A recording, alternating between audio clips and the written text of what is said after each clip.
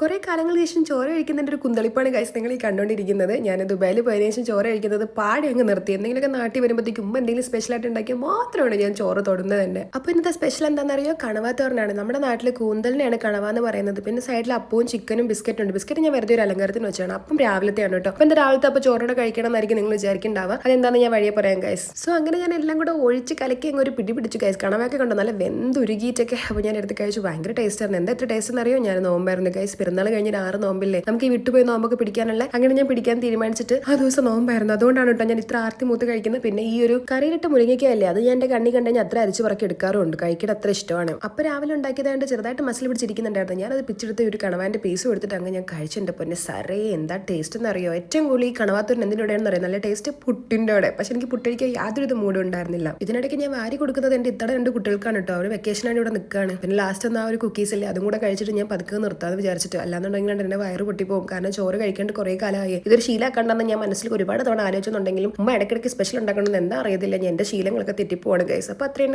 Bye bye.